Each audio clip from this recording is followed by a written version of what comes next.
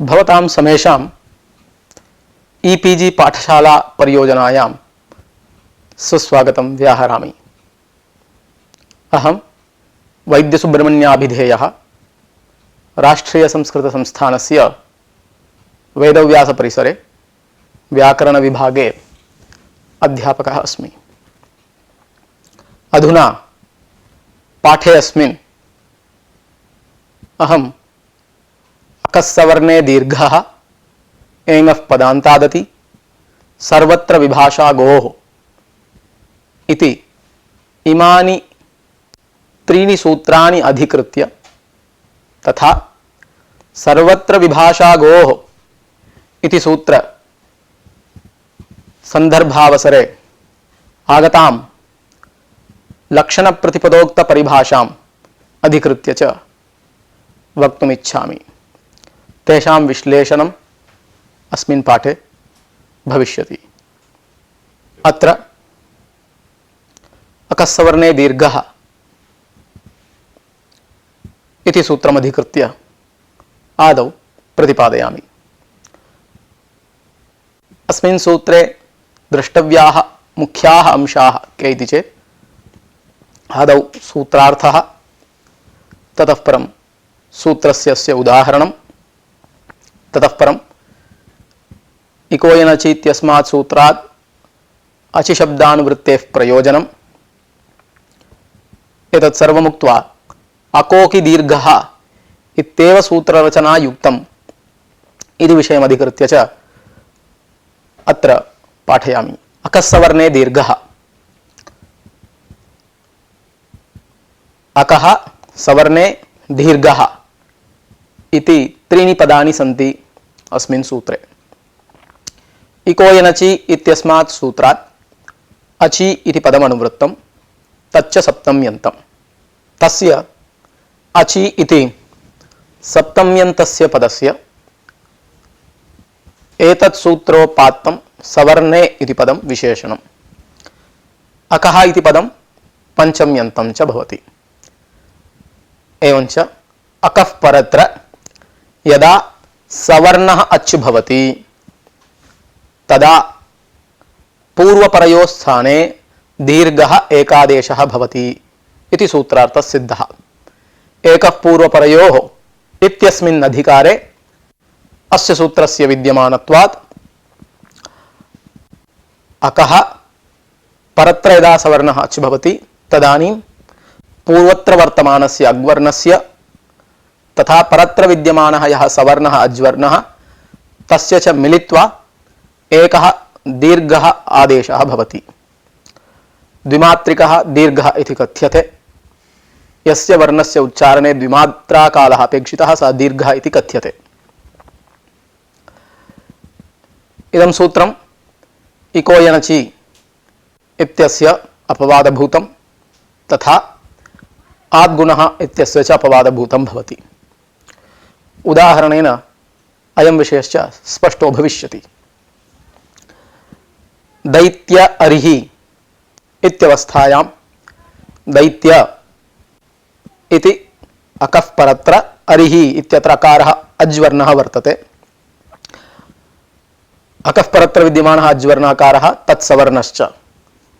सवर्णः नाम किम् इति प्रश्ने उदिते तुल्यास्य प्रयत्नं सवर्णम् इति सूत्रेण सवर्णसंज्ञा विहिता। येषां वर्णानां स्थानं तथा आभ्यन्तरप्रयत्नश्च समानः वर्तते तेषां वर्णानां परस्परं सवर्णसंज्ञा। अतः अकारः वर्तते, द्वयोः अकारयोः सवर्णसंज्ञा अस्ति।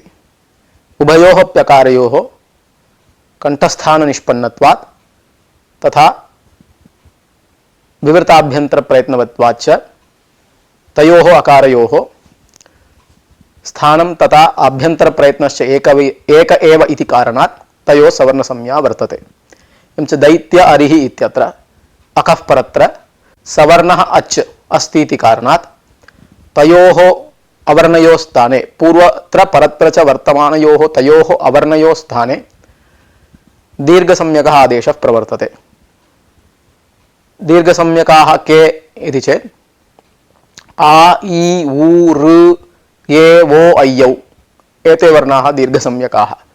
एतेषु अकार अकारयोः स्थाने पूर्वत्र परत्र च वर्तमानयोः तयोः द्वयोः अकारयोः स्थाने कः दीर्घसंज्ञकः आदेशः कर्तव्यः इति चेत् स्थानसाम्यमादाय स्थानेन्तरतमः इति सूत्रानुसारम् आकारः दीर्घसंज्ञकः आदेशः क्रियते। दैत्यारिः इति रूपं सिद्धम्। दैत्यारिः इत्यवस्थायाम् अवर्णाद् अच् परत्र वर्तते, अतः अत्र आद्गुणः इति सूत्रेण गुणः प्राप्नोति। अवर्णाद् अचि परे पूर्वपरयोः एकः गुण आदेशः स्यात् इत्यर्थकेन आद्गुणः इति सूत्रेण गुणे प्राप्ते गुणं बाधित्वा अकस्सवर्णे दीर्घः इति सूत्रेण दीर्घः आदेशः प्रवर्तते। एवञ्च अस्मिन् स्थले यदा अकारात् परत्र सवर्णः अच् अकारः भवति तदानीं गुणस्य प्राप्तिः, अतः आद्गुणः इत्यस्य अपवादत्वं सिद्धम् अस्य सूत्रस्य। श्री ईशः इत्यवस्थायाम् इत्यस्मिन् लक्ष्ये ईकारः वर्तते श्री इत्यत्र, ततः परम् ईशः इत्यत्र च ईकारः वर्तते। तयोः द्वयोः ईकारयोः तालुस्थानं तथा विवृताभ्यन्तरप्रयत्नश्च वर्तते, अतः तयोः ईकारयोः सवर्णसंज्ञा अस्ति।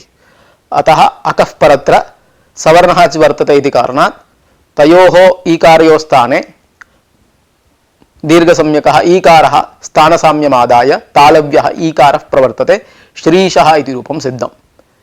एवं श्री ईशः इत्यत्र इको एनच् इति सूत्रेण अनादेशः प्राप्तः। इग्वर्णः वर्तते श्री इत्यत्र, ततः परम् ईशः इत्यत्र ईकारः अज्वर्णः वर्तते, अतः इकः परत्र अच् अस्ति इति कारणात् इको एनच् इति सूत्रेण यनादेशश्च प्राप्तः। यनादेशे प्राप्ते तं यनादेशं बाधित्वा अकस्सवर्णे दीर्घः इति सूत्रेण अत्र दीर्घः प्रवर्तते। एतावता इको एनच् इति सूत्रस्य वैयर्थ्यं न, यत्र असवर्णः अच् परत्र वर्तते तत्र इको एनच् इति सूत्रं चरितार्थं। सुधी उपास्यः ईकारात् परत्र उकारः वर्तते, तयोः सवर्णसंज्ञा नास्ति स्थानभेदात्। ईकारः तालव्यः, उपास्यः उकारः ओष्ठ्यः, अतः असवर्णे अचि परे तत्र इको एनच् इत्यस्य चारितार्थ्यम्। अस्य सूत्रस्य अपरमेकम् उदाहरणं पश्यामः। विष्णु उदयः, तत्र विष्णु इत्यत्र उकारः वर्तते, उदयः इत्यत्र च उकारः वर्तते। उकारः ओष्ठ्यः, पूर्वत्र परत्र विद्यमानयोः अनयोः उकारयोः स्थानसाम्यं प्रयत्नसाम्यं च वर्तते, अतः उभयोः उकारयोः सवर्णसंज्ञा अस्ति। एवं च उकारात् अकः परत्र सवर्णः अच् अस्ति इति कारणात् पूर्वपरयोः तयोः उकारयोः स्थाने दीर्घः आदेशः कर्तव्यः। तत्र स्थानसाम्यमादाय पुनः दीर्घः ऊकारः आदेशत्वेन प्रवर्तते तयोः उकारयोः स्थाने।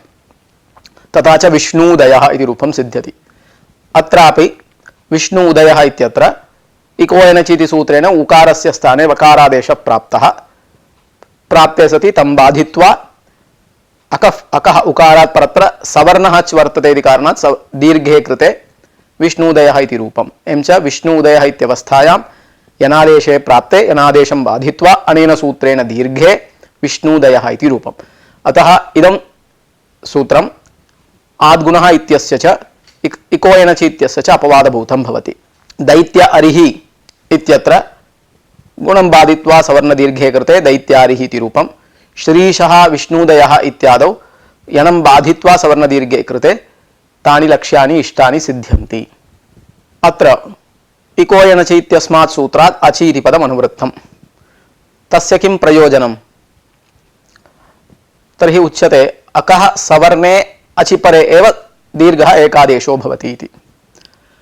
तर्हि वर्णेषु द्वैविध्यम्, एकः अच् एकः हल्।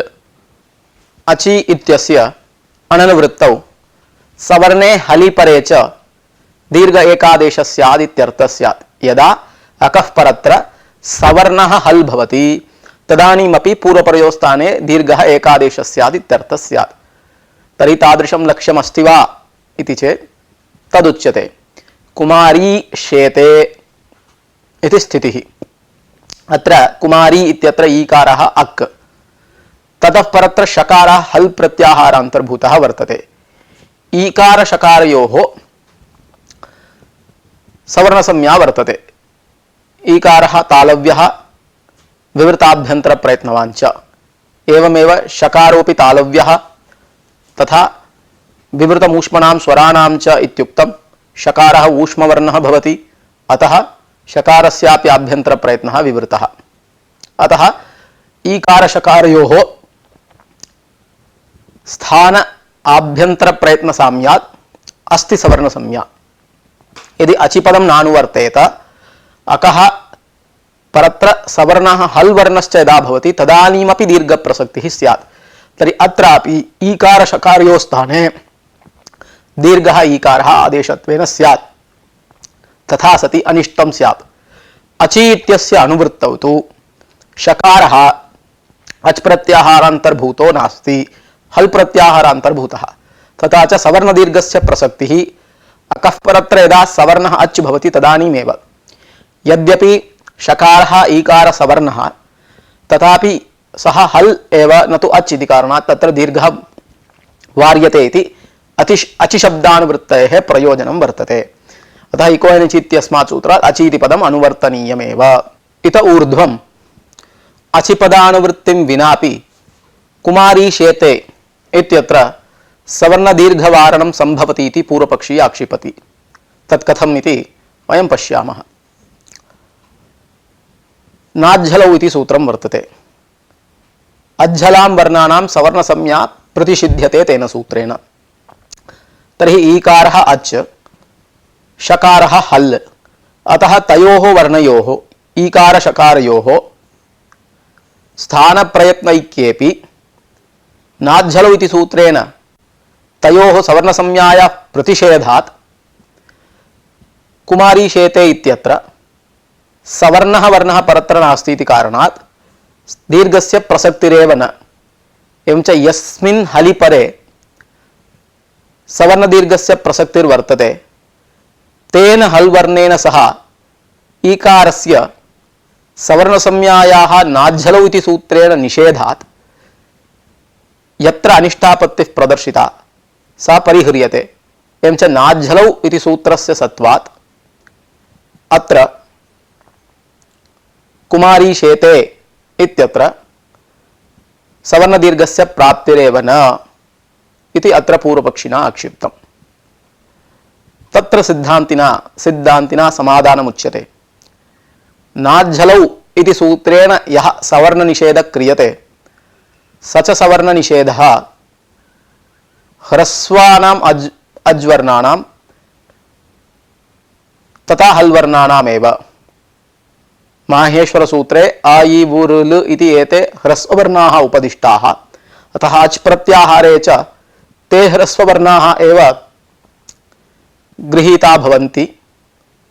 अतः अचां हलां च सवर्णसंज्ञा निषिध्यते इत्युक्ते तत्र अक्षरसमाम्नाये उपदिष्टानां वर्णानाम् अज्वर्णानाम् एव हल्वर्णानामेव सवर्णसंज्ञाया निषेधो भवति।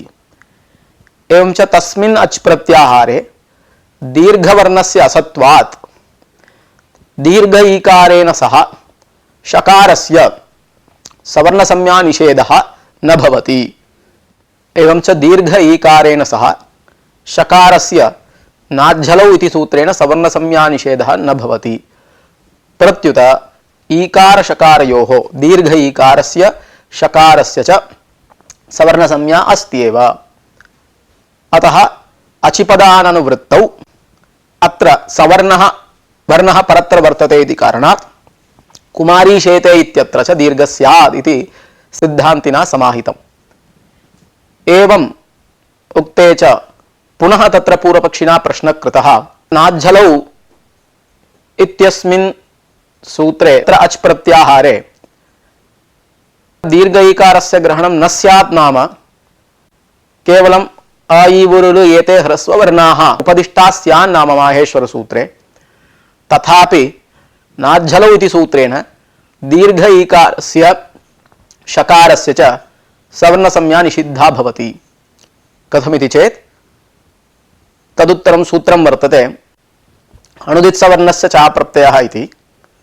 अतः अण् उदिच्च सवर्णस्य ग्राहको भवति इति तेन बोधनात् नाज्झलौ इत्यस्मिन् सूत्रे अच् प्रत्याहारेण बोध्यमानेन इकारेण स्वसवर्णभूतस्य ईकारस्यापि ग्रहणं भवति। इकार ईकारयो सवर्ण संज्ञाया सत्वात् इकार ईकारयोः इकारस्य ईकारस्य च तालुस्थानं विवृताभ्यंतर प्रयत्नवत्वाच्च तयोः परस्परं सवर्ण संज्ञा वर्तते। अतः नाज्जलौ सूत्रे वर्तमाने अच् पदेन बोध्यमानः यः इकारः तेन इकारेण अनुदित सूत्र बलात् दीर्घ इकारस्यापि ग्रहण प्रसंगे दीर्घ इकारस्य च हल् वर्णेन सह सवर्ण संज्ञा निषिद्धा भवति। अतः दीर्घ इकारस्य शकारस्य च पुनः नाज्जलौ इति सूत्रेण सवर्ण संज्ञा निषिद्धा भवति इति कारणात् पुनः कुमारी शेते इत्यत्र सवर्ण दीर्घस्य प्रसक्तिर्न इति पुनः पूर्वपक्षिणा आक्षिप्तम्। तदानीं सिद्धान्ती समादधति। सिद्धान्तिना समाधानम् उक्तं नाज्जलौ इत्यस्मिन् सूत्रे अनुदित सूत्रबलेन इकारेण दीर्घ इकारस्य ग्रहणं न स्यात्। यतोहि आदौ वर्णानाम् उपदेशः माहेश्वर सूत्रेण भवति, ततः परं प्रत्याहारः इत्संज्ञा भवति, इत्संज्ञोत्तरं प्रत्याहारा सिद्ध्यन्ति, प्रत्याहार सिद्ध्यनन्तरं सवर्ण संज्ञा, ततः परं सवर्ण संज्ञाया निषेधः नाज्जलौ सूत्रेण, ततः परं सवर्ण ग्राहकत्वं बोध्यते अनुदित सूत्रेण। एवं च नाज्जलौ इति सूत्र रचनोत्तरमेव अनुदित इति सूत्रं रचितम्। अतः नाज्जलौ इति सूत्रं वयं यदा पठामः तदानीम् अनुदित सूत्रार्थ ज्ञानाभावात् नाज्जलौ सूत्रस्थ अच् पदेन स्वसवर्णानां ग्राहक ज्ञानाभावात् तत्र अच् बोध्येन इवर्णेन स्वसवर्णस्य ग्रहणस्य संभवो नास्ति। अतः नाज्जलौ सूत्रांतर्भूत अच् शब्दवाच्य इकारेण दीर्घ इकारस्य ग्रहणस्य प्रसक्तिरेव न वाक्यापरिसमाप्तेः इति न्यायात्। अर्थात वर्णोपदेशमारभ्य अनुदित सूत्र पर्यन्तम् अनुदित सूत्रेण सवर्ण ग्राहक बोधन पर्यन्तम् इदमेकं वाक्यम्। तर्हि तस्मिन् वाक्यान्तर्गते एकस्मिन् पदे तद्वाक्यार्थस्य समन्वयः न संभवति इति कारणात् नाज्जलौ सूत्रे वर्तमानेन अच् पदबोध्येन इवर्णेन दीर्घ इकारस्य ग्रहणं नैव भवति। अतः दीर्घ इकारस्य शकारस्य च सवर्ण संज्ञा न निषिद्धा। अर्थात ईकारस्य शकारस्य च सवर्ण संज्ञा सुतरां वर्तते एव। एवं सति तद्वारणाय अचि इति पदम् अनुवर्तनीयमेव। कुमारी शेते इत्यत्र सवर्ण दीर्घवारणाय ईकाराद् अकः परत्र हल् अस्ति, सवर्णः हल् अस्ति, न तु सवर्णः अच् इति कारणात् तत्र दीर्घ ईकार देशः एकादेशः वार्यते इति सिद्धान्तिना समाधानम् उक्तम्। ततः परं नाज्जलौ इति सूत्रं प्रत्याख्यातं वर्तते भाष्यकारेण।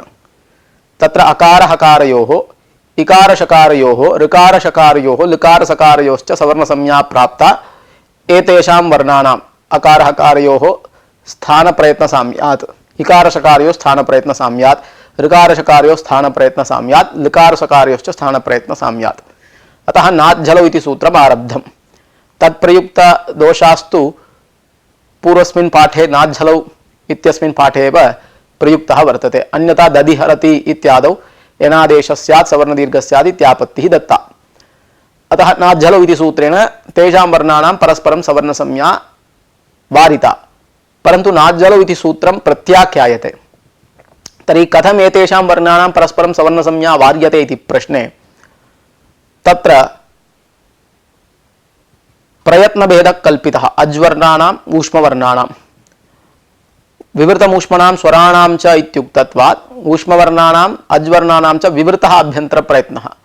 परन्तु इदानीं द्वयोः वर्णयोः अज्वर्णयोः अज्वर्णस्य ऊष्मवर्णस्य च प्रयत्नभेदः परिकल्प्यते। अज्वर्णाः विवृताभ्यन्तर प्रयत्नवन्तः भवन्ति, ऊष्मवर्णाः ईषद्विवृताभ्यन्तर प्रयत्नवन्तः भवन्ति। तर्हि अज्वर्णस्य एतैः ह श ष स इत्येतैः हल् वर्णैः सह प्रयत्नभेदात् अज्वर्णानां विवृतः आभ्यन्तर प्रयत्नः, ऊष्मवर्णानाम् ईषद्विवृतः आभ्यन्तर प्रयत्नः, तथा च अकार हकारयोः स्थानसाम्येपि कंठस्थानसाम्येपि आभ्यंतर प्रयत्न भेदः वर्तते इति कारणात् अकार हकार्यो सवर्ण संज्ञा न। एवमेव इकार शकारयोः तालुस्थान साम्येपि प्रयत्न भेदात् तयोः सवर्ण संज्ञा न। एवं रीत्या प्रयत्न भेदं परिकल्प्य नाज्झलौ इति सूत्रं प्रत्याख्यातम्। एवं च नाज्झलौ इतीदं सूत्रं प्रत्याख्यातं चेदपि तत्र पूर्वोक्त प्रयत्न भेदद्वारैव कुमारीशेते इत्यत्र सवर्ण दीर्घः वार्यते। एवं सति अचीति पदानुवृत्तेः आवश्यकता नास्ति। तर्हि अकः परत्र यदा आयिवुरुलु एते वर्णा भवन्ति तदानीमेव सवर्ण दीर्घस्य प्रसक्तिः। अतः अकोकि दीर्घः इत्येव सूत्रं कर्तुं शक्यम् इति तत्र ग्रन्थकारेण उक्तं वर्तते।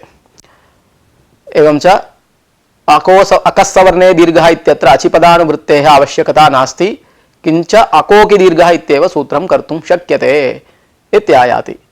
इतः परम् एङः पदान्तादति इति इदं सूत्रम् अधिकृत्य अग्रे प्रतिपादयामि। एङः पदान्तादति इति सूत्रम्। एङः पदान्तात् अति इति त्रिपदात्मकमिदं सूत्रम्। एकः पूर्वपरयो इत्यस्मिन् अधिकारे वर्तते। पदान्तादेङः यदा ह्रस्वकारः परत्र भवति तदानीं पूर्वरूपम् एकादेशः विधीयते। अमि पूर्वः इत्यस्मात् पूर्वः इति पदम् अनुवर्तते। एङि पररूपम् इत्यस्मात् रूपम् इत्यनुवर्तते। पदान्तादेङः अतिपरे पूर्वरूपम् एकादेशस्यादित्यर्थः सिद्धः। हरे अव, हे हरे अव, हरिशब्दस्य संबोधने एकवचने हरे इति रूपम्। अव इति अवरक्षणे धातोः लोटि मध्यमपुरुषे एकवचने रूपम्। हरे अव, अत्र हरे इति सुबन्तं पदम्। पदान्ते एङ् वर्तते, ततः परत्र ह्रस्वः अव इत्यत्र अकारः वर्तते। अतः पूर्वपरयोः स्थाने एकारस्य अकारस्य च स्थाने पूर्वरूपम् आदेशत्वेन प्रवर्तते। तर्हि हरेव इति रूपं सिद्ध्यति। अत्र एचोयवायावः इति सूत्रेण अयादेशे प्राप्ते अयादेशं बाधित्वा एङः पदान्तादति इत्यनेन पूर्वरूपम्। एतावता एङः पदान्तादति इति सूत्रेण एचोयवायावः इत्यस्य बाधे एचोयवायावः इत्यस्य वैयर्थ्यं न। अपदान्तस्थले यत्र एकारः भवति अथवा ओकारः भवति तत्र अय्यादेशः अवादेशश्च प्रवर्तते। यथा हरे ए चतुर्थेकवचने हरिशब्दात् ङे प्रत्यये कृते हरि ए इति जाते, तत्र गिसंज्ञायासत्वात् घेर्ङिति इति सूत्रेण गुणे हरे ए इति जाते। हरे इत्यत्र यो एकारः सः पदान्ते नास्ति, तत्र अयादेशः प्रवर्तते, हरये इति रूपं सिद्धम्। एवं च अपदान्तस्थले एचोयवायावः इत्यस्य प्रवृत्तिर्भवति च यत्र पदान्ते एङ् ततः परत्र ह्रस्वकारश्च वर्तते तत्र एङः पदान्तादति इत्यनेन पूर्वरूपम्। एवं च एकारात् परत्र अन्ये अज्वर्णाः यदा भवन्ति ह्रस्वकारं विहाय तत्र एचोयवायावः इत्यस्य प्रवृत्तिः। ततः परं विष्णो अव इत्यत्र पूर्वरूपे कृते विष्णोव अनेन सूत्रेण पदान्ते वर्तते एङ्, एङ् प्रत्याहारे द्वौ वर्णौ वर्तेते एकारः ओकारश्च। एवं च पदान्ते वर्तमानात् ओकारात् ह्रस्वकारः परत्र वर्तते, तत्र पूर्वरूपे कृते विष्णोव। तत्र अवादेशे प्राप्ते अवादेशं बाधित्वा अनेन सूत्रेण पूर्वरूपं प्रवर्तते। एवं च अवादेशश्च अपदान्तस्थले अथवा ह्रस्व अकार भिन्न अज्वर्णे परे च चारितार्थ्यम् अस्ति अवादेशस्य। एवं अयादेश विषयेपि ज्ञातव्यम्। ततः परम् अत्र सूत्रे पदान्तादिति पदं किमर्थम् इति प्रश्नः। प्रश्नस्य अयमाशयः ङसिङसोश्च इति उत्तरत्र सूत्रं वर्तते। तत्सूत्रारम्भ सामर्थ्यादेव इदं सूत्रं पदान्ते प्रवर्तते इति ज्ञातुं शक्यते। एवं सति अत्र सूत्रे पदान्तादिति पदं किमर्थम् इति प्रश्नः। तत् कथम्? उत्तरसूत्रेण ङसिङसोश्च इति सूत्रेण किं प्रतिपाद्यते येन अस्य सूत्रस्य पदान्ते प्रवृत्तिरिति ज्ञातुम् उच्यते। ङसिङसोश्च इति सूत्रस्य अर्थं पश्यामः। एङः पदान्तादति इत्यस्मात् सूत्रात् अति इति पदं तत्र अनुवर्तते, एङः इति च अनुवर्तते। एङः ङसिङसो अतिपरे पूर्वरूपम् एकादेशस्यादिति सूत्रस्य अर्थः। तर्हि ङसिङसोः यो अकारः तस्मिन् परे एङः परत्र यदा ङसिङसो अकारः भवति तदानीं पूर्वरूपं वक्तव्यमिति। तर्हि अत्र पदान्तादिति पदाभावे एङः अति इति सूत्रसत्वे तेनैव सूत्रेण एङः अति इति सूत्रेणैव ङसिङसोः ह्रस्वकारे परे एङः परत्र तत्रापि पूर्वरूपसिद्ध्या हरेः गोः इत्यादि रूपे सिद्धे ङसिङसोश्च इति सूत्रं व्यर्थम् इत्यायाति। तर्हि ङसिङसोश्च इति सूत्रं व्यर्थं सत् किं ज्ञापयति? एङः पदान्तादति इत्यस्य पदान्ते प्रवृत्तिं ज्ञापयति। उदाहरणेन इतोपि स्पष्टं करिष्यामि।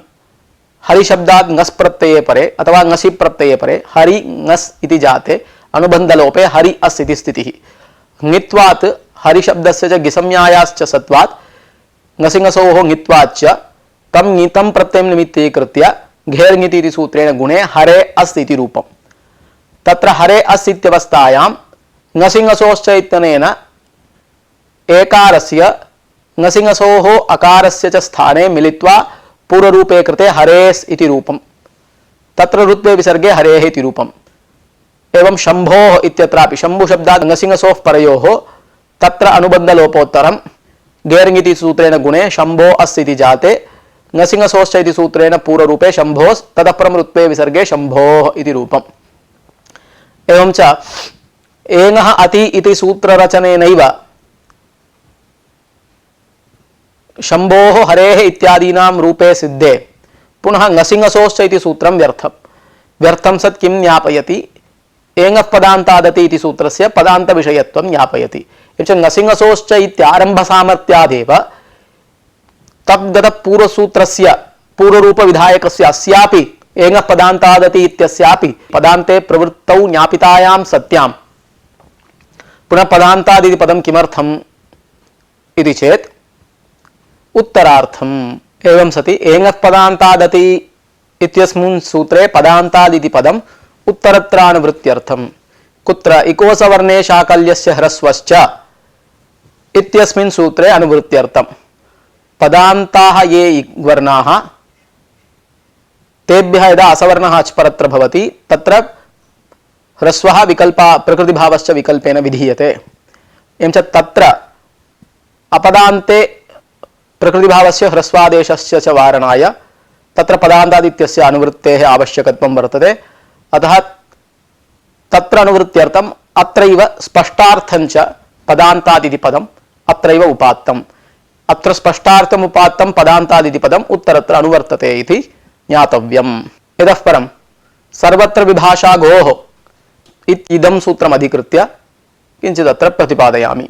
अस्मिन् सूत्रे ज्ञातव्याः अंशाश्च आदौ सूत्रार्थः, सर्वत्र शब्दार्थः, उदाहरणञ्च। ततः परं दलसार्थक्यम् एङन्त पदान्तदलयोः सार्थक्यं कथ्यते। ततः परम् अत्र क्वचित् अनिष्ट वारणाय लक्षणप्रतिपदोक्तपरिभाषा आश्रिता च तस्याः परिभाषायाः अर्थम् उक्त्वा ततः परं तस्याः अनित्यत्वे प्रमाणं च उच्यते।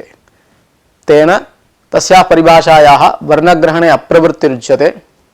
तस्य अनित्यत्वम् उक्त्वा अत्र क्वचित् प्रवर्तते इति ज्ञापनेन तदनिष्टापत्तिश्च वार्यते इति एते विषयाः अत्र ज्ञातव्याः वर्तन्ते। तान् विषयान् अधिकृत्य अत्र विशेषेण विश्लेषेण पश्यामः। सर्वत्र विभाषा गोः इति हि सूत्रं। सर्वत्र विभाषा गोः इति त्रीणि पदानि सन्ति। प्रकृत्यान्तः पादम् इत्यस्मात् सूत्रात् प्रकृत्या इत्यनुवर्तते। एङः पदान्तादति इत्यस्मात् सूत्रात् एङः इति पञ्चम्यन्तं पदम् अनुवर्तते। तच्च षष्ट्यन्ततया विपरिणम्यते। गोः इत्यस्य च विशेषणं भवति। गोः इत्यपि पदं षष्ट्यन्तं। तस्य विशेषणत्वात् तदन्तविधिः भवति एण विधिस्तदन्तस्य इति सूत्रेण। तथा च एङन्तस्य गोः इत्यर्थः लब्धः। एङः पदान्तादति इत्यस्मात् सूत्रात् अति इति पदं च अनुवर्तते। एवं च एङन्तस्य गोः अतिपरे ह्रस्वकारे परे प्रकृतिभावो भवति। एङन्तः गोशब्दः प्रकृत्या तिष्ठति कदा ह्रस्वे अवर्णे परे इत्यर्थः सिद्धः। सर्वत्र इत्युक्तम्। सर्वत्र नाम कुत्र? लोके वेदे च इत्यर्थः। किमर्थं तथा उक्तम्? इदानीम् इको एनचि इत्यस्मिन् सूत्रे सर्वत्र इको एनचि इत्युक्तं वा? नास्ति। तथापि तस्य उभयत्र प्रवृत्तिर्वर्तते, लोके वेदे च इति। तर्हि अत्र मात्रं किमर्थं सर्वत्र इति चेत् अत्र छन्दसि इति वा नानुवर्तते। तर्हि वेदे अस्य प्रयोगवारणाय किम सर्वत्र इति वक्तव्यस्य आवश्यकता अपि नास्ति। किमर्थं सर्वत्र इत्युक्तम् इति चेत् यजुष्युरः इति पूर्वत्र सूत्रं वर्तते। ततः यजुषी इति पदस्य सम्बन्धः स्यात् इति भिया तद्वारणाय सर्वत्र इत्युक्तम्। येन अत्र यजुषी इति शब्दस्य सम्बन्धो नास्ति। अतः लोके वेदे च, सर्वत्र नाम लोके लौकिकप्रयोगे वैदिकप्रयोगे च इत्यर्थः सिद्धः। च लोके वेदे च एङन्तस्य गोशब्दस्य प्रकृतिभावो भवति कदा ह्रस्वे अवर्णे परे। तदेव उक्तं लोके वेदे च एङन्तस्य गोः अतिपरे वा प्रकृतिभावः स्यात्। पदान्तादित्यनुवृत्तं सप्तम्यन्ततया परिणमते पदान्ते। तत्पञ्चम्यन्तं पदं सप्तम्यन्ततया परिणमते। पदान्ते यदा एङन्तगोशब्दः भवति, एङ् यदा पदान्ते भवति गोशब्दश्च भवति तदानीं ह्रस्ववर्णे परे प्रकृतिभावो भवति सूत्रस्य अर्थः। एतदनन्तरम् अस्य उदाहरणं पश्यामः। गो अग्रम, गोः अग्रम इति समासः क्रियते। तत्र अन्तर्वर्ति सुपा तत्र गोशब्दस्य पदत्वं वर्तते। च पदान्ते एङ् वर्तते। च एङन्तः गोशब्दः स च एङ् पदान्ते वर्तते। ततः परत्र ह्रस्वकारः वर्तते इति कारणात् अत्र प्रकृतिभावो भवति, विकल्पेन भवति, विभाषा इत्युक्तत्वात्। एवं च प्रकृतिभाव अभावपक्षे एङः पदान्तादति इति सूत्रेण पूर्वरूपे गोग्रम इति रूपं सम्पन्नं भवति। एवं च अत्र रूपद्वयं सिद्ध्यति, गो अग्रम गोग्रम इति रूपम्। एतदभावपक्षे अग्रे अवङ्स्फोटायनस्य इति सूत्रेण अवङ्आदेशे कृते गव अग्रम ततः परं सवर्णदीर्घे गवाग्रम इति रूपम् आहत्य अत्र त्रीणि रूपाणि भवन्ति। एवं च सूत्रार्थः तदुदाहरणं च ज्ञातं। ततः परं दलसार्थक्यं पश्यामः। एङन्तस्य इति किमर्थम् उक्तं? लोके वेदे च गोः अतिपरे वा प्रकृतिभावः स्यात् पदान्ते इत्येव उच्यताम्। चित्रग्वग्रम इत्यत्र प्रकृतिभावः स्यात् अत्र एङन्तस्य इति पदाभावे। चित्रगुः, चित्राः गावः यस्य सः स चित्रगुः, बहुव्रीहि समासः कृतः। चित्रगोः अग्रम, चित्रगु अग्रम इति भवति। अत्र गोशब्दस्य गोस्त्र्योरुपसर्जनस्य इति सूत्रेण ह्रस्वः आगतः, तर्हि चित्रगु इति जातम्। एवं च एकदेशविकृतन्यायेन अयं गोशब्द एव, तत्र ओकारः ह्रस्वतां गतः, तावता अयं गोशब्द भिन्नः इति वक्तुं न शक्यते। छिन्नेपि पुच्छे श्वाश्वैव, तर्हि चित्रगुशब्दे वर्तमानः गुशब्दोऽपि गोशब्द एव एकदेशविकृतन्यायेन। अतः एङन्तस्य इति पदाभावे अत्र गोशब्दः वर्तते, ततः परत्र ह्रस्वकारः वर्तते इति कारणात् अत्रापि प्रकृतिभावः स्यात्, चित्रगु अग्रम इत्यनिष्टं स्यात्। इष्यते तु अत्र यनादेशः चित्रग्वग्रम इति रूपम् इष्टम्। एङन्तस्य इत्युक्तं। यद्यपि अत्र चित्रगु इत्यत्र एकदेशविकृतन्यायेन गोशब्दत्वं वर्तते तत्र गुशब्दे इति वक्तुं शक्यते, तथापि तस्य एङन्तत्वं नास्ति। तत्र विद्यमानस्य ओकारस्य गोस्त्र्योरुपसर्जनस्य सूत्रेण ह्रस्वः आगतः इति कारणात् तस्य एङन्तत्वं व्यपगतम्। अतः अत्र प्रकृतिभावो न, अतः यनादेशः भवति चित्रग्वग्रम इति इष्टं रूपं सिद्ध्यति। ततः परं पदान्ते इति किमर्थम् उक्तम्?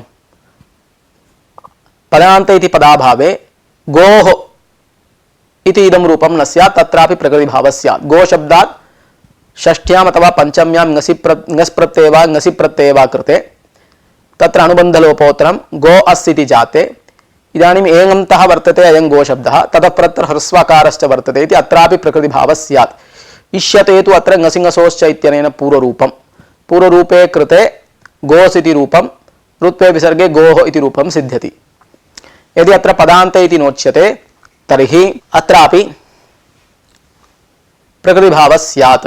अत्र ओकारः पदान्ते नास्ति, अतः अत्र प्रकृतिभावो न अपितु पूर्वरूपं भवति, गोः इति रूपं सिद्ध्यति। एतदनन्तरं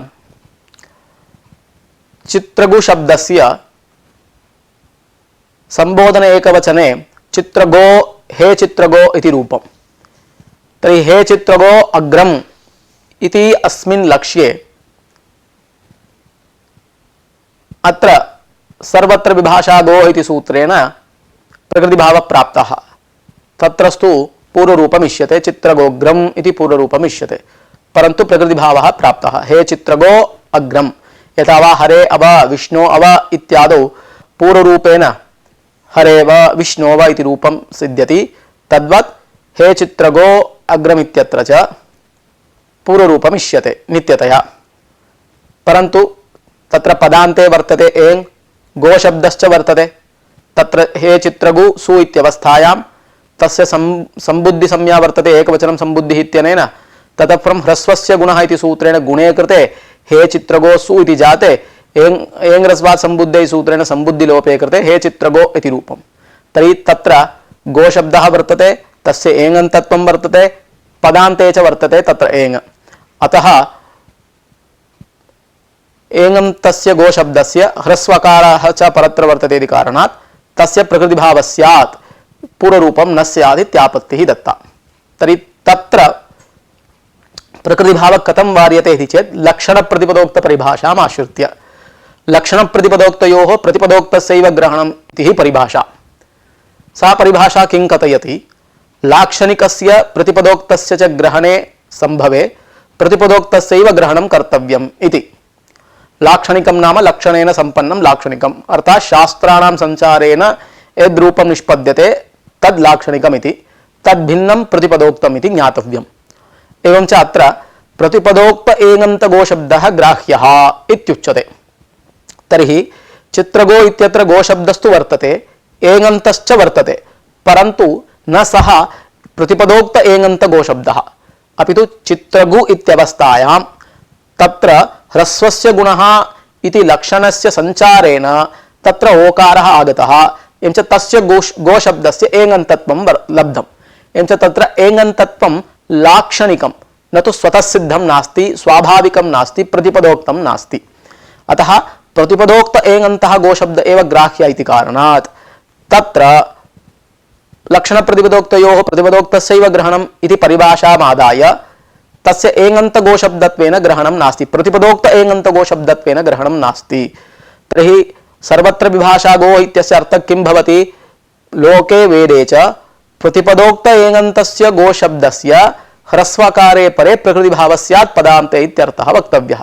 तर्हि तादृशस्य सन्निवेशस्य तत्र असत्वात्, प्रतिपदोक्त एङन्तस्य गो शब्दस्य तत्र असत्वात्, ह्रस्वकारः परत्र वर्तते, एङन्तश्च सः शब्दः गो शब्दश्च भवति, परन्तु प्रतिपदोक्त एङन्त गो शब्दः नास्ति इति कारणात् तत्र प्रकृतिभावः नास्ति इति तत्र दोषः वारितः। अत्र पूर्वपक्षिणा आक्षिप्तं लक्षणप्रतिपदोक्तयोः प्रतिपदोक्तपरिभाषया हे चित्रगो अग्रम इत्यत्र प्रकृतिभावस्य वारणं न संभवति इति। यतः सा परिभाषा वर्णग्रहणे न प्रवर्तते इत्युक्तं। तत्र प्रमाणं च उक्तं, तत्किमिति उक्त्वा वर्णग्रहणेऽप्यस्य प्रवृत्तिः उच्यते। तत् कथमिति पश्यामः। आदेच उपदेशेषिति इति सूत्रस्थम् उपदेशग्रहणमेव अस्याः परिभाषायाः वर्णग्रहणे अप्रवृत्तौ प्रमाणम्, अर्थात् अनित्या इत्युच्यते सा परिभाषा। तर्हि वर्णग्रहणस्थले सा परिभाषा न प्रवर्तते इति तात्पर्यम्। अतः आदेचोपदेशेषिति इति सूत्रस्थ उपदेशग्रहणेन अस्याः अनित्यत्वं ज्ञापितम्। एवं च अस्याः परिभाषायाः अप्रवृत्तिस्थलं वर्णग्रहणस्थलम् इत्यायाति। अतः वर्णग्रहणे अस्याः परिभाषायाः अप्रवृत्त्या अत्रापि वर्णग्रहणात् इदमत्र न प्रवर्तेत, चित्रगो अग्रम इत्यत्र प्रकृतिभावस्य वारणं न संभवति इत्युक्तम्। तत् कथमिति पश्यामः। आदेचोपदेशेषिति इत्यस्मिन् सूत्रे उपदेशे इति पदं मास्तु इत्याक्षेपः कृतः। तत्र उपदेशे इति पदाभावे गोभ्यां नौभ्याम् इत्यत्र आत्वम् आक्षिप्तम् आदेशोपदेशेषु इत्यस्य अर्थः कः उपदेशे एजन्तस्य आत्वं स्यात् षिद्भिन्ने प्रत्यये परे इत्यर्थः तर्हि उपदेशे इति पदाभावे एजन्तस्य आत्वं स्यात् षिद्भिन्ने प्रत्यये परे इत्यर्थः स्यात् तर्हि गो भ्याम इत्यत्र गो इति एजन्तः भ्याम प्रत्यय परत्र वर्तते स च षित् न अतः तत्रापि आत्वं स्यात् नौभ्याम इत्यत्रापि आत्वं स्यात् इत्यापत्तिः दत्ता तर्हि तत्र आत्मवारणाय गोभ्याम नौभ्याम इत्यत्र आत्मवारणाय लिटि धातोरणभ्यासस्य इत्यस्मात् धातोः इत्यस्य अनुवृत्तिं कुर्मः प्रातिपदिकानाम् उपदेशत्वं नास्ति धातूनाम् उपदेशत्वं वर्तते तद् धातोः इत्यस्य अनुवृत्तिं कुर्मः एवं च गो शब्दो वा नौ शब्दो वा गौ इति प्रातिपदिकं वा नौ इति प्रातिपदिकं वा धातुः नास्ति तद् धातुग्रहणानुवृत्त्या तयोः वारणं सम्भवति इत्युक्तम् तयोः धातुत्वाभावात् एवं सति एजन्तस्य धातोः आत्वं स्यात् षिद्भिन्ने प्रत्यये परे इत्यर्थः स्यात् तस्य धातोः इत्यस्य अनुवृत्तौ सत्यां तर्हि अश्चैषीत् अस्तौषीत् इत्यत्र आत्वम् आपादितं चीञ्चयने धातोः लुङि प्रथमपुरुषैकवचने अचैषीत् इति रूपम् अचि सु ईति जिजाते तत्र इकारस्य सिचिवृद्धि परस्मैपदेषु इति सूत्रेण वृद्धौ अचैषीत् इति रूपं सिद्धं सकारस्य षत्वे अचैषीत् एवं अस्तौषीत् इत्यत्रापि ष्ठुञ् स्तुतौ इति धातुः स्तु अस्तु शीत् इत्यवस्थायां तत्र वृद्धौ कृतायाम् अस्तौषीत् इति रूपम् एवं च तत्र षिद्भिन्न प्रत्यय परत्र वर्तते चै स्तौ इत्यनयोः धातुत्वं च वर्तते एजन्तत्वं च वर्तते इति तत्र आत्वं स्यात् इत्यापत्तिः दत्ता तर्हि तत्र लक्षणप्रतिपदोक्त तर्हि तत्र दोषवारणाय उपदेशे इति वक्तव्यम् इत्युक्तं तर्हि उपदेशे अनयोः एजन्तत्वं नास्ति इति कारणात् अत्र इकारान्तत्वमेव उकारान्तत्वमेव वर्तते चीन् धातोः स्थुञ् धातोः इति कारणात् अत्र उपदेशे इति कथितेतु अत्र आत्वं न भवति इत्युक्तम् उपदेशे यो एजन्तः तस्यैव आत्मविधानात् अचै अस्तौ इत्यनयोः उपदेशे एजन्तत्वं नास्ति इति कारणात् आत्वं वार्यते इति समाधानम् उक्तम् तत्र लक्षणप्रतिपदोक्तयोः प्रतिपदोक्तस्य ग्रहणम् इति परिभाषया एव अत्र वारणं कर्तुं शक्यमासीत् उपदेशग्रहणं विनापि यतोहि अत्र एकारो वा औकारो वा लाक्षणिकः न तु स्वभावसिद्धः अतः सिचिवृद्धिः परस्मैपदेषु इति लक्षणस्य संचारेण तत्र वृद्धिः ऐकारः आगतः वृद्धिसंज्ञक औकारः आगतः अतः प्रतिपदोक्तः नास्ति अयम् एच् इति कारणात् तयैव परिभाषया अत्र आत्मवारणे संभवे पुनः उपदेशग्रहणं व्यर्थम् तर्हि उपदेशग्रहणं व्यर्थं सत् किं ज्ञापयति अस्याः परिभाषा अनित्यत्वं ज्ञापयति तर्हि अत्र वर्णमुद्दिश्य कार्यं विधीयते च वर्णोद्देश्यक कार्यस्थले कदाचित् इयं न प्रवर्तेत इति धीः वर्तते अतएव उपदेशग्रहणेन सामान्यतः अनित्यत्वं प्रतिपाद्यते चेदपि विशेषतः कुत्र तस्य अनित्यत्वम् इति विशेषाकांक्षायां वर्णग्रहणे अस्या परिभाषाया अप्रवृत्तिरुच्यते इति परन्तु एवं यदुक्तं वर्णग्रहणे अस्या अप्रवृत्तिः इति प्रकृते तत्र गो चित्रगो अग्रमित्यत्रापि वर्णम् उपादाय कार्यं विहितम् इति कारणात् अत्रापि कदाचित् सा परिभाषा न प्रवर्तेत अतः तया परिभाषया वारणं न संभवति हे चित्रगो अग्रमित्यत्र प्रकृतिभावस्य वारणं न संभवति इति पूर्वपक्षस्य आक्षेपः परन्तु यदुक्तं वर्णग्रहणे इयं न प्रवर्तते इति तदसत् केवलं तज्ज्ञापकम् उपदेशे इति पदं केवलम् अस्य अनित्यत्वप्रतिपादकमात्रं न तु वर्णग्रहणे अप्रवृत्तिप्रतिपादकम् अतः वर्णग्रहणेपि प्रवर्तते अन्यथा ओत् इति सूत्रभाष्य विरोधः जायते ओत् इति सूत्रं किं कथयति ओदन्तः निपातः प्रगृह्यसंज्ञको भवति इति कथयति अदो अभवत् इत्यत्र अनया परिभाषया लक्षणप्रतिपदोक्तयोः प्रतिपदोक्तस्यैव ग्रहणम् इति परिभाषया अदो इत्यस्य ओदन्तस्य निपातस्य प्रगृह्यसंज्ञा वार्यते यदि वर्णग्रहणे सा परिभाषा न प्रवर्तेत तर्हि तां परिभाषाम् आदाय अदो भवत् इत्यत्र प्रगृह्यसंज्ञा वारिता तत्र पूर्वरूपं कृतम् अदो भवत् इति रूपं सिद्धं सः च्विप्रत्ययान्तः सः शब्दः अदः अनदः अदः अभवत् अदो भवत् तर्हि च्विप्रत्ययान्तस्य प्रगृह्यसंज्ञा वारणीया इत्यदर्थं वार्तिककारेण वार्तिकं च आरब्धम् ओतश्च्विप् प्रतिषेधः इति तद्वार्तिकं प्रत्याख्यातं लक्षणप्रतिपदोक्तयो प्रतिपदोक्तस्यैव ग्रहणमिति परिभाषाम् आदाय अदो भवति इत्यत्र नायं प्रतिपदोक्तः ओदन्तः अपितु लाक्षणिकः ओदन्तः निपातः अतः अस्य प्रगृह्यसंज्ञा न भवति इति इमां परिभाषाम् आदाय अत्र दोषं वारयित्वा तद् ओतश्च्युत् प्रतिषेध इति वार्तिकं प्रत्याख्यातम्।